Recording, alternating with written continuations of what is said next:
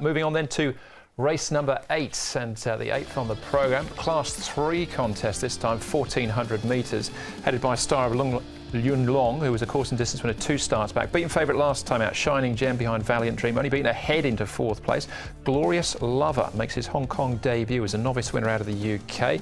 Craig Starr gets barrier 12 but could roll forward from there. Big Fortune, a 2-time winner here on the turf, but over the 1200 metres, this is 14. Top Score likes to roll forward, he's got barrier 4 as well. Circuit 3 up in class on the back of a last start's win over course and distance. Happy Force has got speed as well, and Perfect Pair, his 2 wins have both been over the 1400 metres.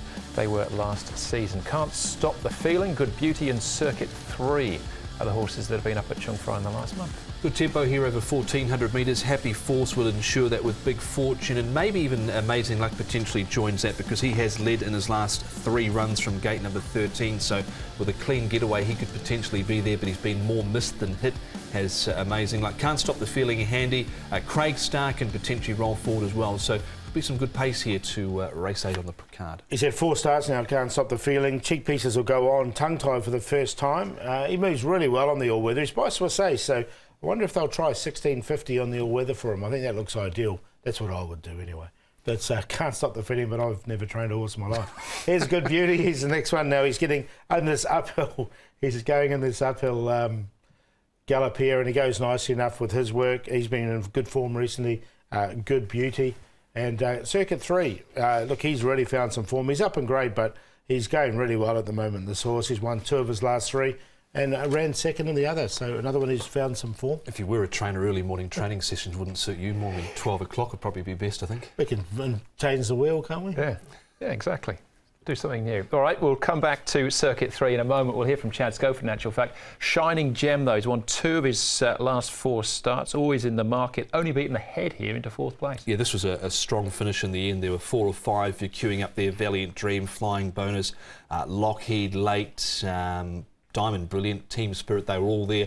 And in the end, Shining Gem was only beaten that short margin last time out in the market there. Lyle Hewitson taking the ride from a similar draw last time out. Stepping up to 1400 metres, has tried it in the past and only beat 1 home on that occasion. Yeah, I've sort of left him out. They sort of threw a nappy over him in that last field. There wasn't much between the whole field, was there? All right, that's Shining Gem. Craig Starr we're going to have a look at, and Perfect Pair. He didn't get the clearest of runs here, so I think a minor excuse. Yeah, I've been on with Perfect Pair a couple of times. He's on a rating of 60 now, so I think he's just, well, he could be in a lower class. Perfect Pair, I think he'd be better suited there. Craig Starr, his last couple of runs have been okay, but I thought he was going better early in the season, Craig Starr. Yeah, I thought he was as well. Perfect Pair might have had the odd excuse there, held up slightly. You can see getting into tight quarters there behind Craig Starr on the rail, who was quite one-paced over the final stages, really. Yeah, well, I'm inclined to give Perfect Pair another chance off the back of that. Big Fortune, now his wins, as I mentioned before, been over the 1200 metres, but finishing 3rd here over course and distance last time behind Noble Steed. Now he's got the weight, he's got the wide barrier draw, but I think he can get across. Coming up here to, second start over 1400 metres. He did stay on nicely enough. I found a spot for him on a minor line, Big Fortune. He's another one been going well this season. Yeah, he has. I've decided to leave him out this time just from that wide store, but in saying that, I've taken one that is in a wide store, that Star of Yun Long there, not beaten far in that race. Last time out, just knocked up late. Monica's since come out of that race and won, so I'd be giving him another chance, I think, Star of Yun Long. Yeah, and won nicely as well. OK, so a couple of chances to come out of that one, maybe, but maybe Circuit 3 deserves some attention as well. His jockey is Chad Schofield. Chad, Circuit 3, you rode him on New Year's Day when he finished 2nd. Based on that run, were you surprised at all that he was able to come out and win at his next start? No, not at all. When I rode him, he made up a lot of ground and finished really, really strongly. And his next start he pretty much did the same, but he was able to run over the top of them. He's now up in grade with a lot lighter weight. We know he's got a really, really good finish on him, so that, with the lighter weight hopefully he can finish just as good. And when you look at the race, there looks to be a bit of pace on. Do you think it'll pan out well for you? Yeah, certainly. We know his style of racing, and it's to come at them late, and we've drawn a nice gate. He doesn't have a great deal of early speed, but hopefully from that good draw we can be a little bit closer and give him less to do in the finish. Saturday's your first meeting back for a month. How have you spent that time away from racing? Yeah, I went back home to Melbourne, saw my friends there, and then we went to Phuket for the second half. And yeah, it was long, but happy to be back and ready to get stuck into it. Do you feel refreshed? Yeah, I feel good. I was training nice and hard while I was off, so ready to go. There you go, good recovery. He's been training nice and hard in Phuket. Yeah, this is his first meeting back since the 8th of January for Chad. And so it's been a while for him.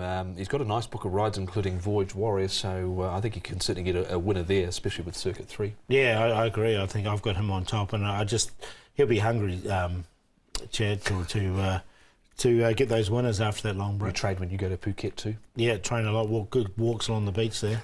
Brilliant.